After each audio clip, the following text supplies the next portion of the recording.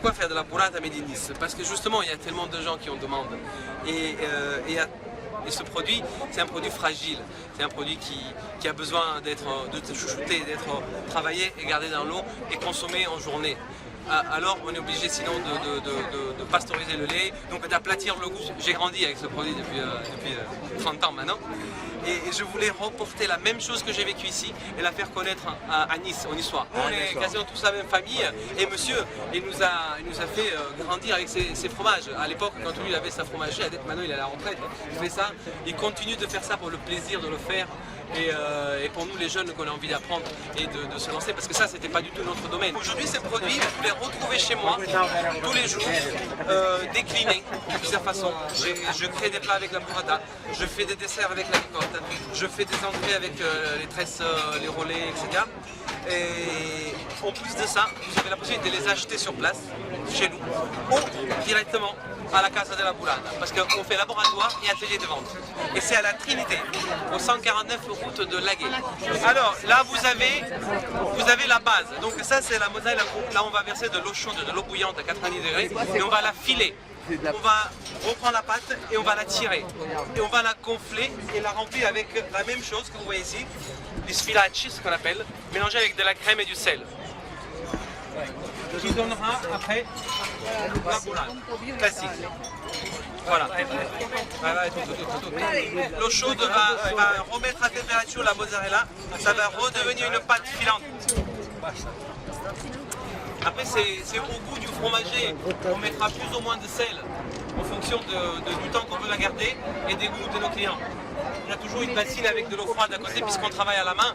Pour pas se brûler. Pour pas se brûler, donc on remet les mains dans l'eau froide. Ça c'est la partie la plus délicate. De là dépend la qualité du fromage, sa texture et son goût.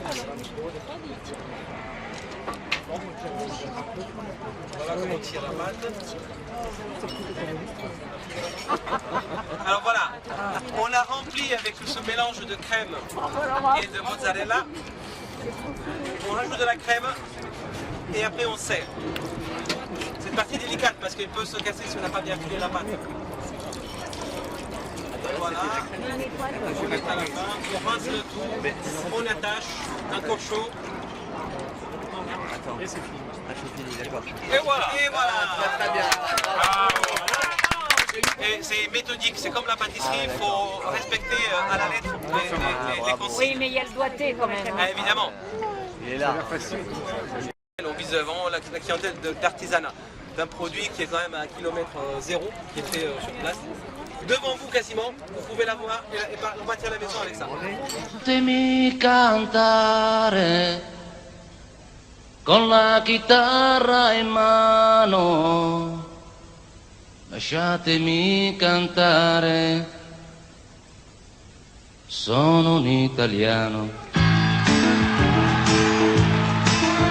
Buongiorno Italia, gli spaghetti al dente, e un partigiano come presidente, con l'autoradio sempre nella mano destra, un canarino sopra la finestra. Buongiorno Italia con i tuoi artisti, con troppa America sui manifesti, con le canzoni, con amore, con il cuore, con più donne, sempre meno suore. Buongiorno Italia, buongiorno Maria, con gli occhi pieni di malinconia. Buongiorno Dio, lo sai che ci sono anch'io. Lasciatemi cantare con la chitarra in mano, lasciatemi cantare una canzone piano piano, lasciatemi cantare perché ne sono fiero, sono un italiano vero.